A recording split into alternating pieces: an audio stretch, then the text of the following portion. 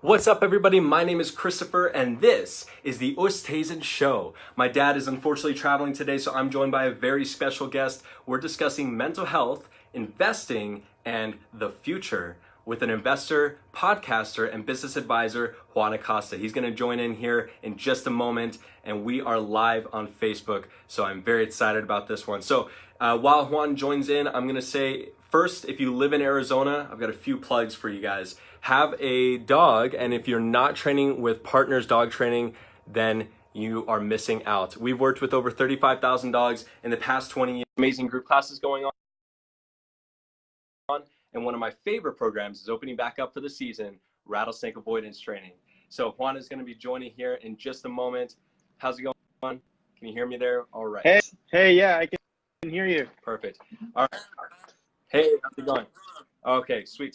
Okay, I'm going to continue on for a few seconds with just a few plugs, and then we're going to jump right into it. So, Rattlesnake Avoidance Training, that's where we teach your dog a negative association and subsequent avoidance to the scent and sound of a rattlesnake. We've been doing this for over 17 years. We've trained over 17,000 dogs, Juan, which is incredible, and very excited about this program. If you want to keep your dog safe in the desert, the first couple sessions are actually already booked out and sold out. But I believe the next one that we have open is February 25th, but they do go quick. So I'll drop a link in the description for everyone to jump in and sign up. Last thing, if you don't live in Arizona, but still want to access our expertise as a dog training school, we've created an online personal dog trainer named HeyLudwig. HeyLudwig is actually on Facebook Messenger, so you can go there right after the show.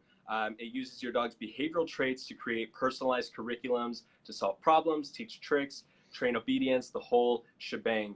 So I'll drop a link to that as well here in the show notes, and you guys can check it out as you're done. So as we get into the show, if you're watching, comment, say hi. We'd love to see who's tuned in, and it's really hard to see otherwise. So jump in, say hi, and ask a question as we're moving along, and drop it below as we get into it. So like I said, I'm joined by my guest, Juan Acosta. He is the director and a mentor at Draper University, which is based in San Francisco. He's also an investor at Draper U Ventures and does a daily podcast named Startup News. So we'll put a link to the bio for all of that, which is great. You guys, if you listen to that podcast, you get the inside scoop, the boots on the ground, the major headlines, everything that's coming out in the tech world. You got to listen to it if you're interested. And yeah, so Juan, I know you're doing some incredible things. I'll let you introduce yourself here in a second, but I do want to start with your childhood and telling us a little bit about your journey growing up and kind of how you got to the point where you are today. Yeah, sure. Well, thanks everyone. You can hear me fine, I guess, Chris.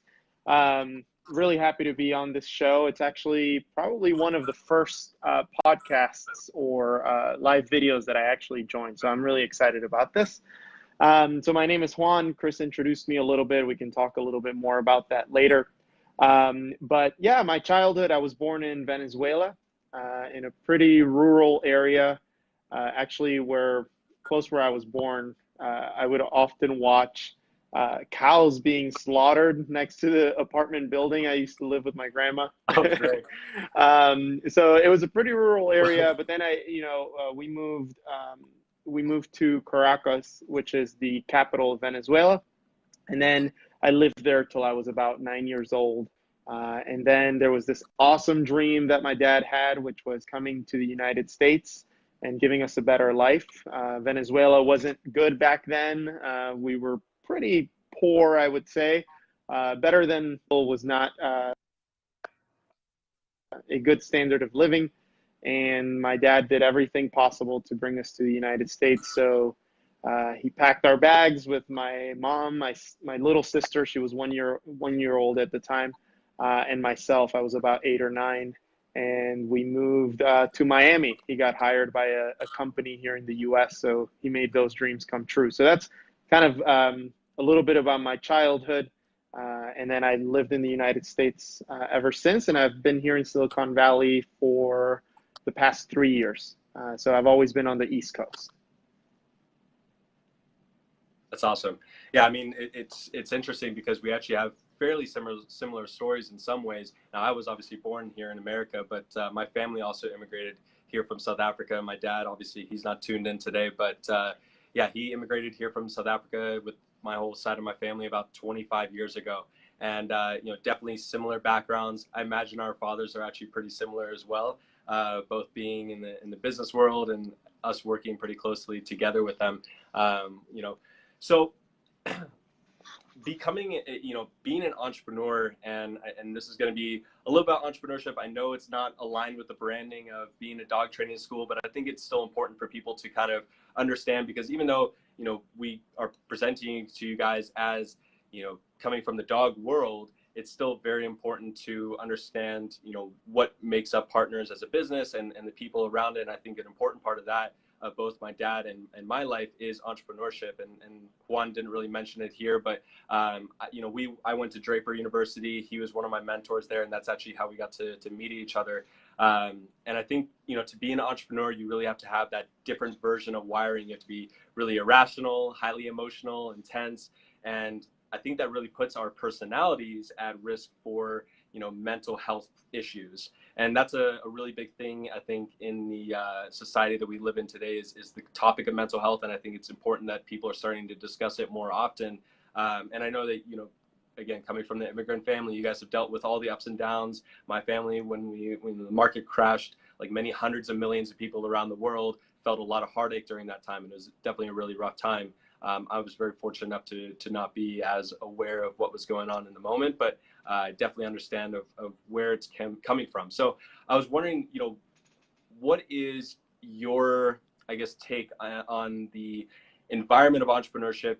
Especially in Silicon Valley, everyone's going out, they're raising millions of dollars, they're starting a company. Those companies have incredibly high expectations with a very, very high chance of failure. And as someone that's both been on the entrepreneurship side, the mentor side, and now the investing side, what is your take to kind of guard against people, or help people guard against that idea of that pressure and mental health? Yeah, it's interesting. It's such a huge problem, actually. And I think a lot of the problem, can you hear me? Yeah. A lot of the problem, I think, comes. Yep, perfect. We're still there, right? Okay, cool. So I think it's a huge problem, and a big part of that issue is the fact that a lot of people don't talk about it, right? When you're starting your own business or going through the entire entrepreneurship journey, a lot of the times you want to keep these things to yourself because, you might think that showing the world some sort of weakness, as, some may see it, or what you think some may see it as weakness, is bad, or it's going to reflect on the startup that you're building, or you won't, gather enough investors that will believe in you because, if you're not okay with yourself and your stability, why would they trust on, investing in your business? And I think it's the complete opposite. I think this needs to be spoken about more, especially both from the entrepreneur side and the investor side.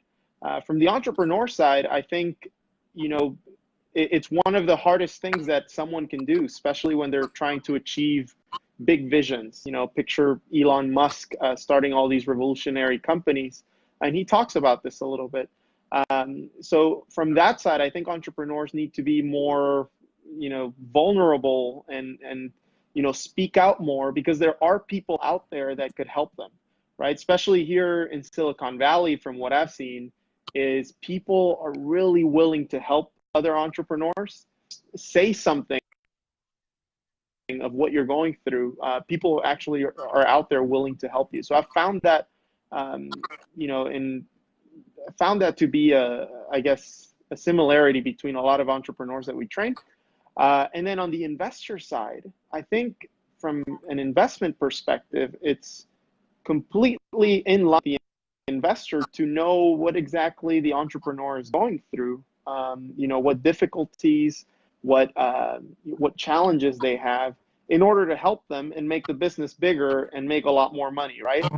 So I think it needs to be spoken about from both sides, and it's something that's really not, people are not open about it. And I think one of the things I will start tackling, here at Draper University with the entrepreneurs that we train is speaking more about this. And we do a lot of those things already. We do a lot of emotional training, so emotional intelligence, which is a huge aspect of success, or it's been proven, or there's some correlations that say that, you know, the more emotionally intelligent you are, the more probability of success there is, because you can navigate through, you know, different challenges.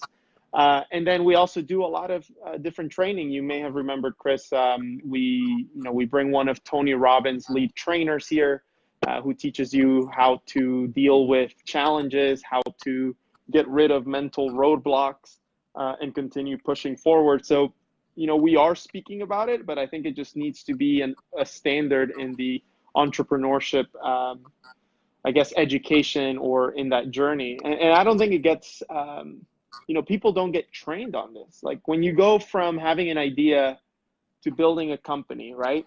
Or let's picture the normal path of someone's career, right? They go to school, they get trained, they potentially get a job. You know, people continue on in their careers, growing in their job. Some people, you know, want to create something new of their own. But when you're training for a job, a lot of the skills in your job get trained, right? Or a lot of big corporations bring in people that help you, or the HR department, for example, is there to help you. You know, you see all these big Silicon Valley companies and all over the world investing more into the stability and the mental health of their entire staff. But when you go in the entrepreneurship route of starting something on your own, first of all, there's really not that much stuff out there teaching you how to start a business. A lot of theory, but, you know, the practical aspect of it, there's really not that many things out there. And then, you know, you don't even learn how to do your taxes in school, right? So I'm sure that there's a lot of challenges when you start your own company, and no one teaches you how to navigate through these challenges. You know, how to face tons of rejection, especially if you're raising money, how to lead a group of people that, you know, from different backgrounds with different needs. You know, these are people that have families and have other issues going on. How do you take that upon yourself? How do you not let it impact your business if something's going on in their relationships or in their family? And nobody teaches an entrepreneur how to do that. So I think we need to start speaking about it more. Yeah, definitely. I think the education side of it is super important. I know you're very passionate about education. I know I'm very passionate about education. I think that the way that education is going, memorizing facts and really information that's going to be in just a few years even more at our fingertips than it is already now, you know, being able to just recite that information is going to be such a useless skill, I think, and a lot sooner than a lot of people realize. But having that emotional intelligence, having that ability to, you know, relate to people, to be able to understand when someone's having maybe a bad day and be able to empathize with them, and even just self-awareness for yourself, being able to say, okay, if I'm in this certain type of situation, I don't usually respond. So either I must avoid that type of situation, or I must go the complete opposite way and force myself to that position, but also making sure that I'm not going, you know, past what I'm able to handle. And there's so many different, you know, things that could apply to, even with dogs, for example. You know, a lot of people come to us and they're very, you know, embarrassed about what their dog is doing, or what, you know, what's happening in their home environment that might be actually relating to the dog. Yeah. I mean, half the time it seems like we're marriage counselors and dog trainers at the same time. And I wish that was, you know, less true, but it's the reality of life, is that so many different aspects of our mental health plays into so many different aspects of our success in life. So I'm really glad that we had a chance to discuss that just briefly. So I know, like I said, you have your parents and you came from Venezuela. I was personally born here, like I said.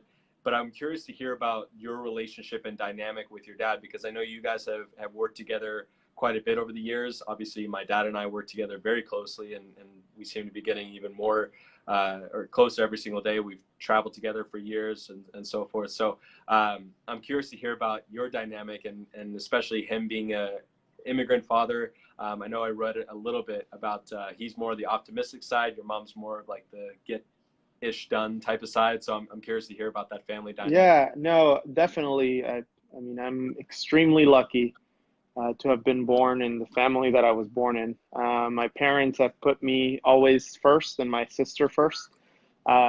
We've been their number one priority, no matter what, right? Like back in Venezuela when things were very, very difficult. I remember them trying to do their best to just give us the world, right? And I think I wrote on the Medium post that you were referring to. One of our birthdays, for example, or my birthdays back when I was a kid. The thing that was the biggest was like, hey, McDonald's, right? And now we just, everybody here affords McDonald's, right? But over there, it wasn't affordable. And, they would save for months just so that they can give me the best birthday experience ever, sometimes not eat themselves. So those are some of the memories. But when we came to the United States, which is why I love the U.S., this is truly a land of opportunity. Everything completely changed. My dad was hired by a company and he was able to, overnight give us a completely different life. So he's always been an optimist. Nothing is impossible for him. The biggest ideas, and I'll give you an example.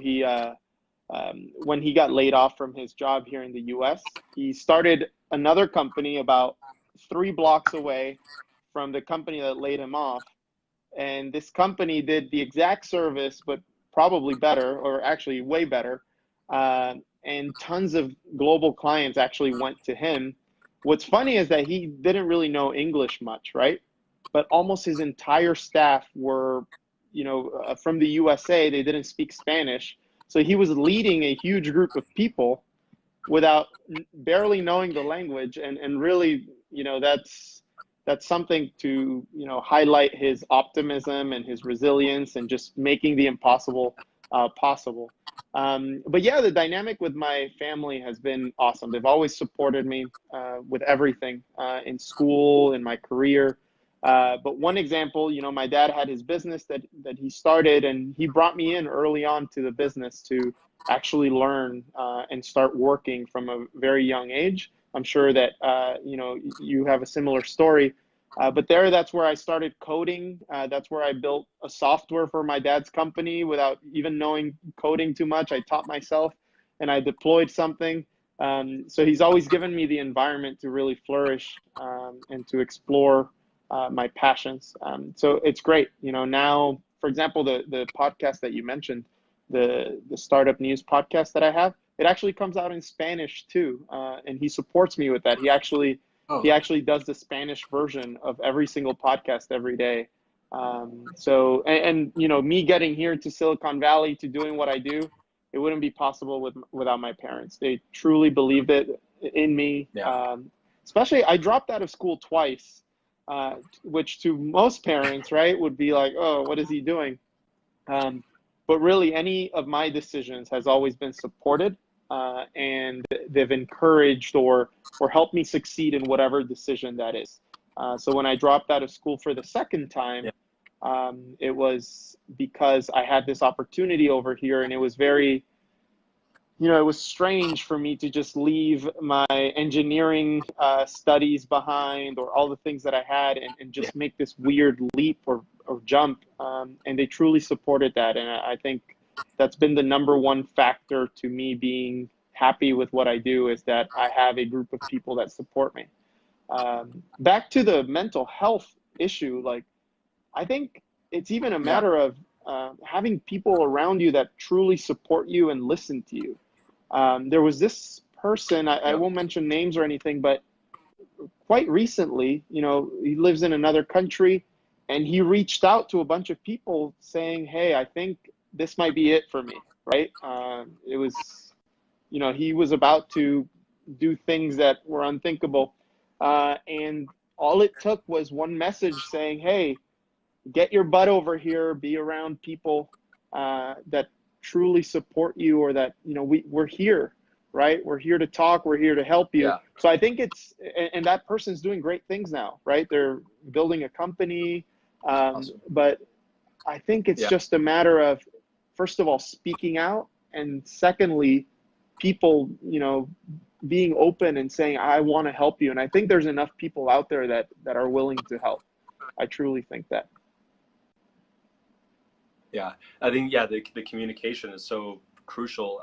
You know, Jen asked there, what are the best ways to deal with mental health? And I think it's very something that's very hard to deal with by yourself, because when you close yourself off to the world, you just feel more and more alone. And you know, it's definitely not something that a lot of people want to talk about, because it definitely feels like a weakness. But it's really not. And I think the world is shifting more to the view that it's not a weakness, that it's something that, you know, can occur, and that it's not it's a shameful thing that can occur. And so that communication is definitely very essential. One thing that is, you have to, like, from my point of view, from the people that have reached out, you know, talking about like mental health issues and so forth, from their side of view, you're constantly balancing that line between like wanting to help them and also not wanting to enable them. And it sounds kind of weird, but in the same cases, like, you don't want to just be helping them in certain situations that is really just sending them further and further down a darker path. And it's really tough to gauge, you know, where that line is. And I was curious to hear, you know, your thoughts on, you talk about optimism, and I said earlier in the show, entrepreneurship, you really have to be almost irrational. Really, it's optimistic. You have to be really optimistic in whatever you're pursuing.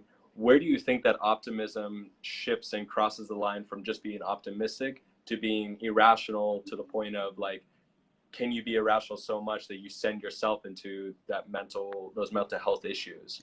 Yeah. And I know it's a kind of a tricky question. Yeah, it's a big question. Obviously, I'm not an expert in the subject, but I think that Right. especially with entrepreneurs, when they set huge goals, and you know, Yeah. I think it's a matter of also knowing how to set your own goals, what is actually possible.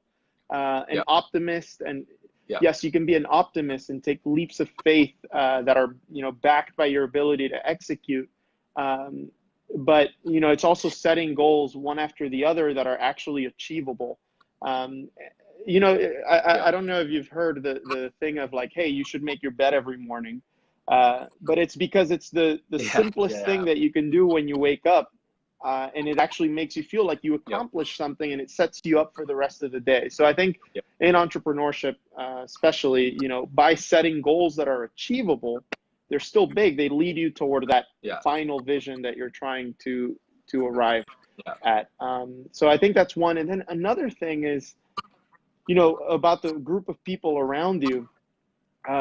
It's really surrounding yourself with people that truly care, and that truly love you, right?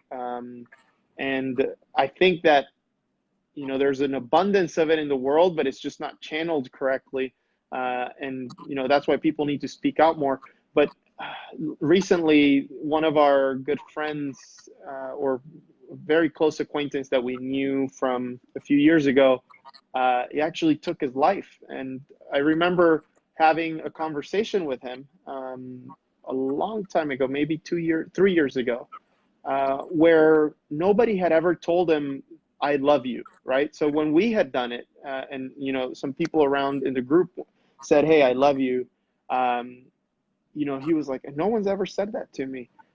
So it's really, you know, it's about the people around you too, right? There's so much that you as an entrepreneur or as a person, or that you could do for yourself. I think people, you know, whoever's listening, I encourage you to reach out to anyone that needs it, and just be there for them, and have open ears. You don't have to give suggestions. You don't have to be an expert, but it's really just listening. Sometimes that's all it takes, and really saying, hey, I love you.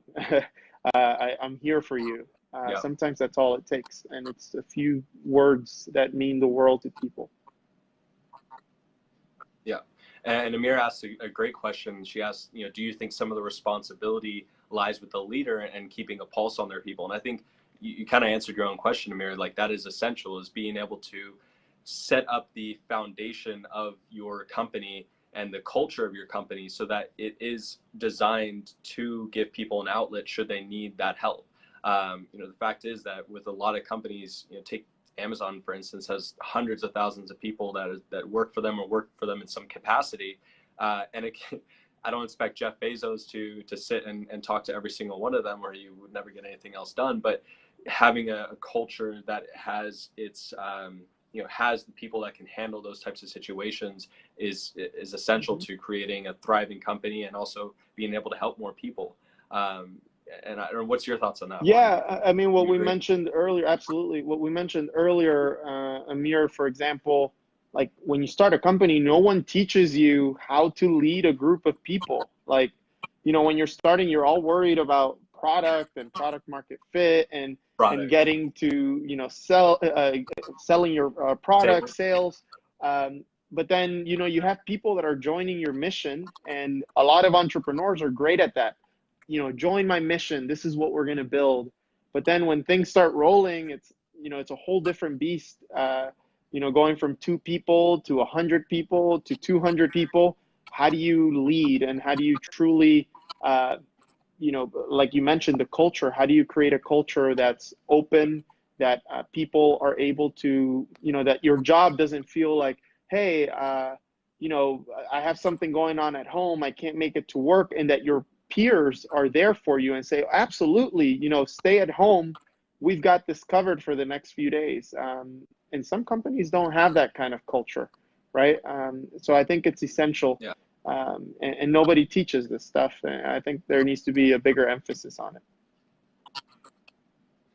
Yeah, definitely. And I think that, Draper University definitely has a amazing culture that surrounds it, because it's super high energy. And I know, like, literally just walking into that environment, you get withdrawals from being away from it, because there's everyone around you is all pursuing towards the exact same goal of just achieving outstanding success and extraordinary success. And it definitely pushes you, to probably your limits in some cases, but also being able to break past what you thought was a limitation before and what you thought was a barrier to before.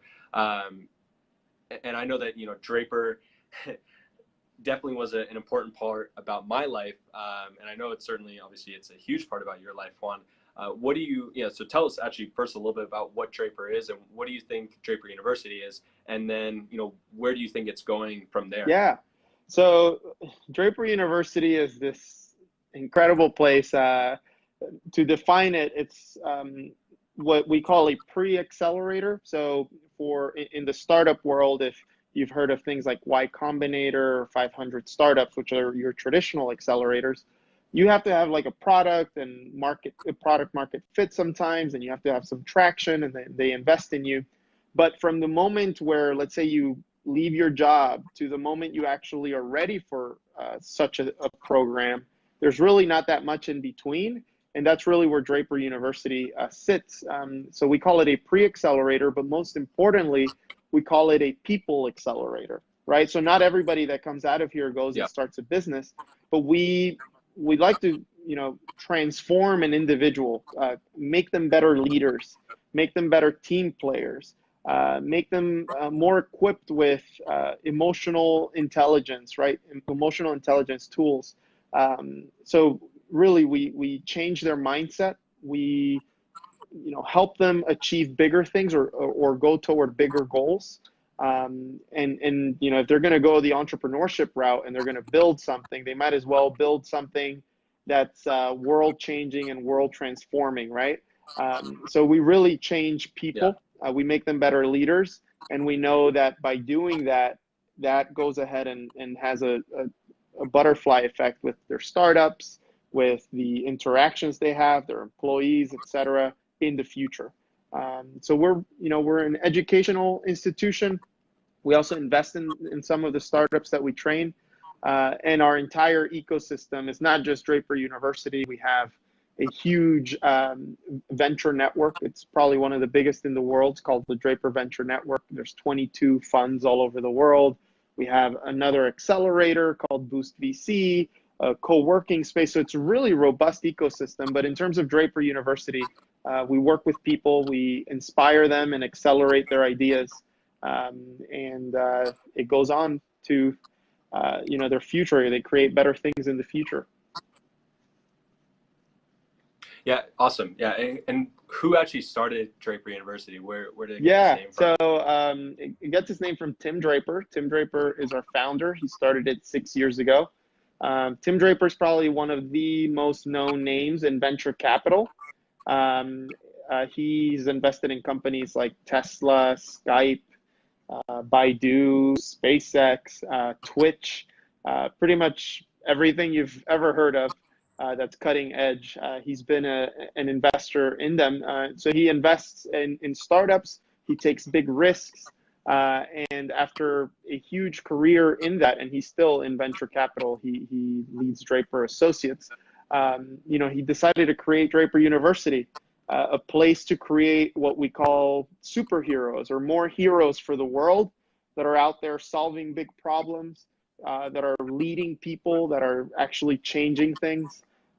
So that's what he created. And it's a really awesome, beautiful space. I'm actually in our office now, but it looks like a scene out of Harry Potter when you come into our building.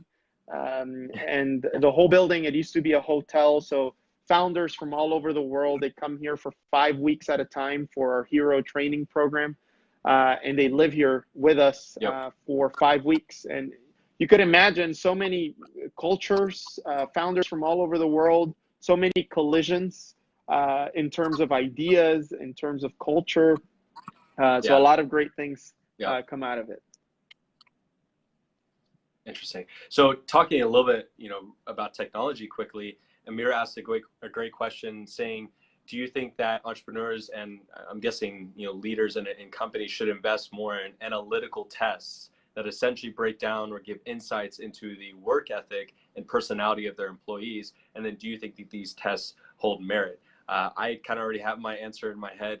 If you want to think about it for a second, Juan, what I was thinking is that I think that we're heading to that direction of being able to maybe put data behind empathy and social skills and emotional intelligence and so forth, being able to actually assign numbers to that and quantify it. But I think we're still a little bit, there's tests out there, and I can't think of the names right now. There are tests out there that have the Myers-Briggs test, that have a little bit of that kind of personality and so forth. And I know that there are some companies that do have employees take that test so that they can get a better insight into how their employees think and their personalities. But I think that those tests are always going to be a little bit off, just because I've had times where you take it, it's kind of like a horoscope, where they're a little bit general in a way where it's like, yeah, that could work for me, but it also, I don't know about this part of it. And so I think that we're getting to the point of being able to quantify that and put data behind it a little bit better. But at the end of the day, you can't really substitute actual human interaction and being able to have people around you that can really know you, and not just a computer that's taking and asking some questions and then generalizing a response based on that. Because there's a lot of, I guess, insights and subtleties that go into understanding a person and their chemical and mental makeup than a computer can really quantify. Yeah, it's a great question, Amir. I personally think that, yes, companies should place a bigger emphasis on, I wouldn't call it testing, right? Because when you call it testing, it feels like, oh, if you don't pass it, you're out of the company. I would just, these are tools that should be used by companies, and based on those results, someone should come in and really push you in the different areas that you're very good at, try to educate you in the areas that you're lacking. But I don't think it should be seen as like, if you don't, you don't work in this company, if you don't do well in this. I think it should be used as a tool that, okay, you work with us and people around you like you. How do we make this interaction or these interactions even better? I think the job of a great manager is when there's trouble within the team, conflicts, a great manager will try to move people to working with each other better. And I think these sort of tools, there's like, you mentioned the Myers-Briggs, there's been some controversy around the validity of it. I haven't really read too much on it, but there's other tests like Belbin, which is how other people perceive you when you're doing work, and what's your perception of yourself, and does that correlate, right? And where are you lacking? There's another awesome company that I'm working with currently called 6 Seconds. They do a lot of emotional quotient, interrogations. and they help you really see, okay, how do I deal with emotions? How can I get better at when something negative happens around me? How do I navigate that? And yes, absolutely. I think companies should place a bigger emphasis on these things. Yeah, definitely. So going back a little bit to Draper here for a second, and being in Silicon Valley in San Francisco, and specifically around Draper and the type of talent that Draper, being Tim Draper, kind of attracts, what's the most like just completely out there concepts that you've seen come through the doors? Yeah, so this is probably a better question, obviously, for Tim. He sees amazing companies every single day, from people doing gene editing all the way to people, sending people to space or wanting to build rockets. He's seen it all. At Draper University ourselves, a lot of people come with huge ideas, right? And I think ideas are often out there, right? But it really comes down to the execution, like you've always heard, of the entrepreneur and of the team that builds it. So I'm particularly more excited when somebody actually makes progress with these bold ideas. A few of them that I'm really interested in lately. So I think blockchain technology is going to change a lot of industries. It already is. So a lot of our founders are. So real quick, because I know like 90% of the people are not going to know what blockchain is. So describe blockchain in a really quick and generalized manner. So, right now, when you log into your bank account or when you go on to Facebook, all that data is in one central location, in, let's say, one server or one computer sitting somewhere. And that's, sometimes hackable. Sometimes, people or governments or whoever can actually tamper with this data. So blockchain technology is essentially a new way to keep data secure. It's an immutable ledger. So it's a ledger that lives in many different nodes or many different computers. And in order for that data to be proven valid, every single computer around the world needs to approve it, right? So this is going to change things like finance, where maybe you won't need banks anymore, right? It might change things like government, where maybe they don't tamper with votes, because once you click, hey, this is my vote, it's registered, Chris voted for this person, and it was proven that it was Chris that, that voted for this person, and no one else can tamper with that. So imagine a lot of corrupt governments, the positive things that could happen because of this. So yes, it's essentially, in basic terms, I would say, if you know what Excel is, instead of Excel running on your laptop, Excel now runs multiple sheets in hundreds or thousands of computers around the world. And when one little cell in Excel gets changed, it needs to go through every single other computer and get changed also. So they need to prove that, hey, this change is correct. And it does that incredibly fast, almost instantaneously. Yeah, I mean, networks get bogged down because of just the different types of data that they have to handle. But yes, people are working on making it faster, on making it, scalable. And that's one of the big issues within the industry right now, is how to make these things scalable. So with that said, I mean, you've probably heard of Bitcoin. The technology behind Bitcoin is blockchain technology, basically. So I forget what the question was. Oh yeah, the crazy ideas. You were talking about the big ideas. Yeah, so a lot of our founders come through here with ideas in the blockchain space. We've seen people, wanting to create countries that are ran solely on blockchain technology, right? And there's a few projects out there that are actually making progress. I can't really speak too much about them, but for example, we have an awesome alum who's working a lot with, what's the future of government, and how is this technology going to impact it? And then crazy ideas. I think this one might relate to your show, since I know a lot of a lot of your audience is around pets. We have this entrepreneur that we're helping a lot right now. They started a protein company, so they make protein out of bugs. So they, crush up the bugs and they take protein from there.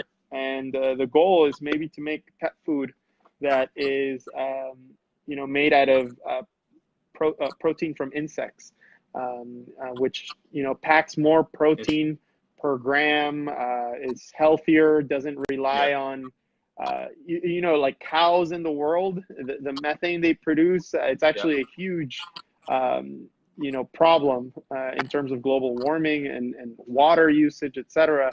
So other alternative sources of protein are needed. So in the pet world, we have someone tackling that. So making a new type of protein for pets. So those are some of the things. Yep. That's awesome.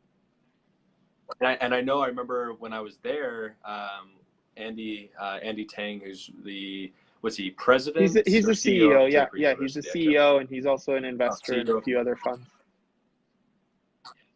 Yeah, so I remember he was telling me about a company, and essentially they're trying to create a way for humans to be able to talk directly to animals, specifically dogs. So I think it's like some type of literally a neuro thing that the dog puts on its head and the person puts it on his head too, and they're trying to create some type of connection there, which would definitely be absolutely insane. I know that was about a year and a half ago, so maybe they're I'll have to ask him about that, because I'm definitely going to ask him about that. Yeah, I know he's got a few investments in in some pet products, which is, we have another founder that came through here. She's doing really well. She makes for cats. It's called what is it?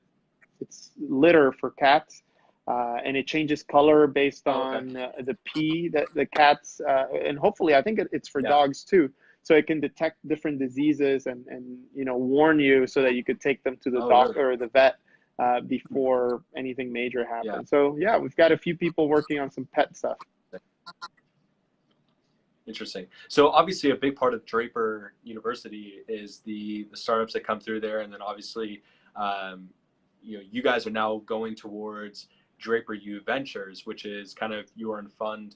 And you can, talk a little bit more about it, but also I'd like to hear, your view on startup investing and the kind of thought process you guys have around it, especially under the Draper brand, which, like you said, is very notable brand and something does that make you nervous kind of going into it? Yeah, so the fund that we have, Tim set it up about a year ago. So we've been making some investments, but the team here, myself, Osra, Katie, and Andy is very involved with the investment. So it's dedicated to our founders. And I would say that the big thesis of it, when we were pitching it to Tim and everything happened, is, hey, we are the only people out there right now in the startup world that actually gets to work with founders before potentially investing in them.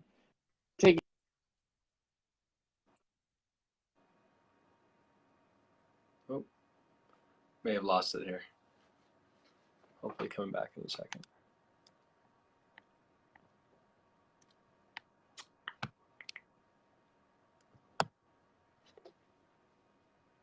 Still with us, Juan?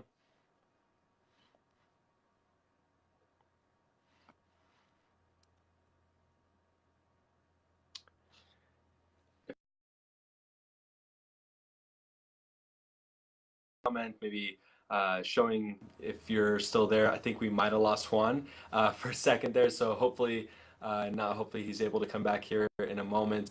But if not, then we might just wrap it up here. I know we're about 35-40 minutes in, so this actually might be a great spot for it to end. Juan, if he comes back here, he can also leave his comments in terms of what he was going to say. I believe what he was going to, just because I've read some of the other posts, is that the great thing about Draper University is that obviously the entrepreneurs and the startups that come through there, they live with them for about 5 weeks. The place is a hotel essentially, so all of those entrepreneurs come there and they live there and they get to spend time. And there's Juan coming back here, so let's see if I can add him back into the call or into the live feed.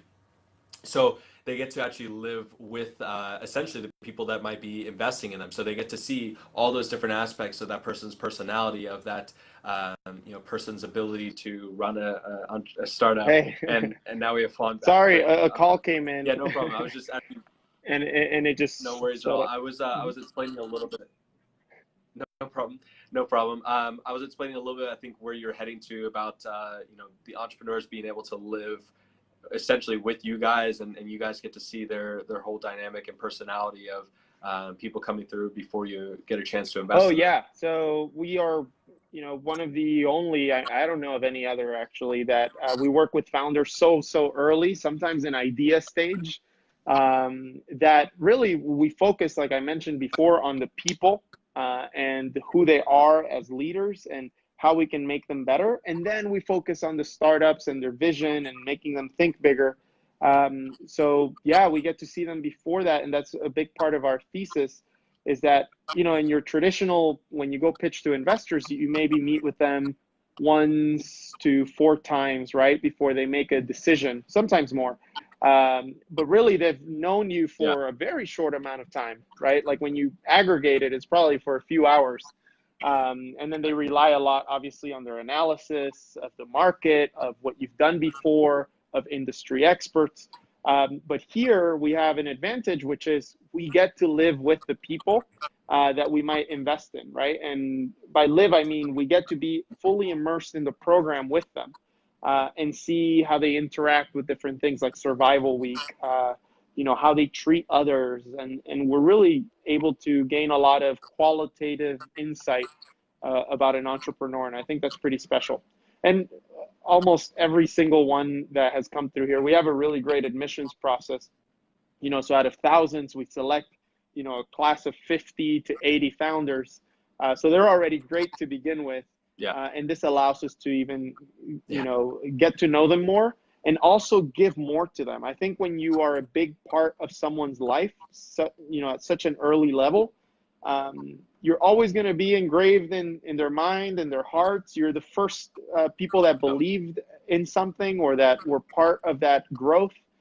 So they're always going to come back to you when they have good news, when they have bad news, but you're always going to be part of their journey. And I think that's really special. Definitely. Yeah, definitely.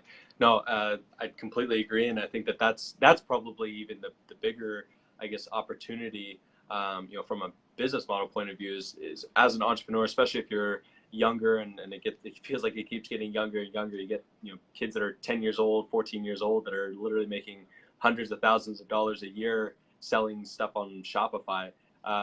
So, where I was heading with that is that the ability for that person, they're probably going to have, 5, 6, 7, 8 startups in their lifetime.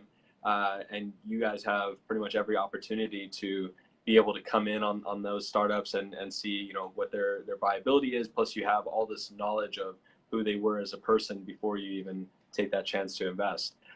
So Juan, I know obviously you went through Draper University as well. What was, I guess, one of the maybe craziest moments that you had at Draper? I know there's one that's in my head, so I'd love to hear your story first. So, I mean, when I came through here, it was a fantastic time. It was a few years ago, and the people were awesome. I would say, actually, one of the not funny, it's almost just embarrassing. This was actually in one of the sessions after. So we bring in speakers, and the reason I picked this one is because it kind of relates to your show in a way.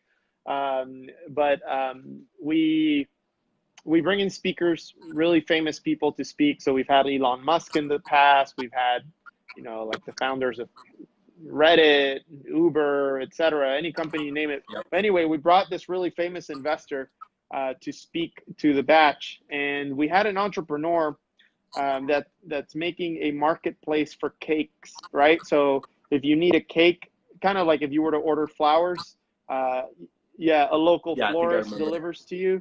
Well, it was that, but for cakes. And then we had this entrepreneur introduce him, this big investor, and he makes him a cake, right? To impress him, like, hey, this is my company. We make these cakes, or this is a cake that's made through our network.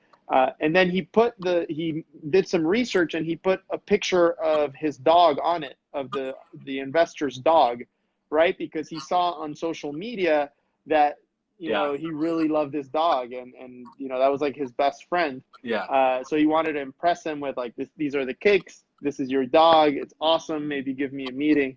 And then the investor opens up the box before he goes up to speak, you know, thanks so much for the gift. And he opens it and he's like, oh my God. And he names the dog. I don't remember the name.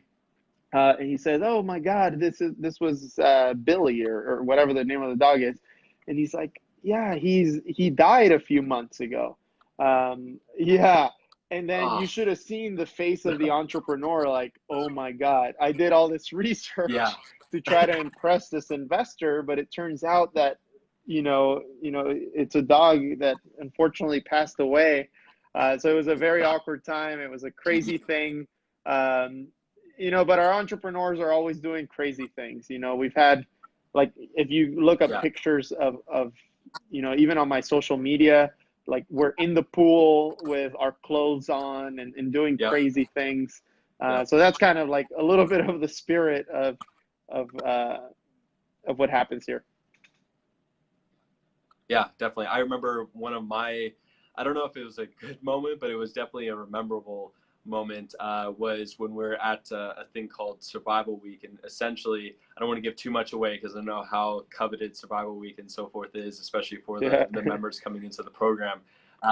But we had to essentially, as a team, row a boat from one end of a lake to another. And we had about 20 people onto this boat. And I was the leader in that day, in that situation, basically having to direct 20 people to go 4 or 5 miles in this boat.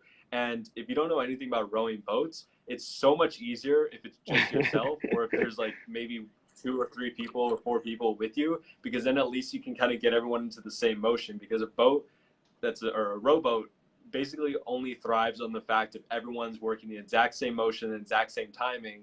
And when you have 20 people, that can be very, very difficult. And not to mention 20 entrepreneurs who, again, the mindset of an entrepreneur is like, I'm going to do my own thing. I'm going to do my own thing in this world, and I'm going to do my own thing when we're rowing this boat. So everyone had a different idea in terms of how this boat should be rowed, what the timing was. Some people would stop, some people would keep going, and it was just a disaster. And it was already a time where it was like towards the end of the whole week. We had been hiking and walking miles on miles on miles. We had lack of sleep, lack of food, lack of water, and so it would definitely tested my patience at that point in time. But it was definitely a good experience looking back, because we didn't get the boat to the end of the trip. We had to get pulled and taxied through, but we did at least get a part of the way through. So I was glad to be done with that situation for sure. So I think we'll wrap it up there, unless you had anything else that you wanted to mention. Thank you, everyone who had watched. If you have any questions, feel free to leave it in the section below. We'll answer them and try to come back and answer them over the course of the week. Our next show will be next Wednesday at 6 p.m. Mountain Standard Time, and you can interact with us live. I think we're going to be discussing bloating in dogs, which is, you know, as summer comes up, a really big issue. So definitely stay tuned and watch for that. And lastly, we have our question of the day. So Juan, I'm going to turn this over to you. Do you have any question that you'd like to ask some of the viewers that come over? Sure. I would say this is like I don't know if these are the type of questions that you want, but you know, it's a question regardless for everyone out there. Your question. So my question is, if the entire world were to tune in for, you know, a few seconds or a minute, the entire world, I'm talking every single person, the 7 billion people in this world, at one exact time, you have 30 seconds to a minute to say something. What would you say, right? What would you use these 30 seconds to a minute to say? And that's my question. And I'll think about that myself, because I think it's, I think it's important, right? So. Definitely. No, I love that question. I'll think about it over the course of the week, and I'll answer it next week on our next show. So thank you guys again very much. Throw your answers into the comments. Looking forward to seeing you next week. Thank you, Juan, for tuning in, and apologize again for any of the technical issues that we started off with. I'm really happy with how it turned out. So yeah, we'll see you guys next Wednesday at 6 p.m. Mountain Standard Time.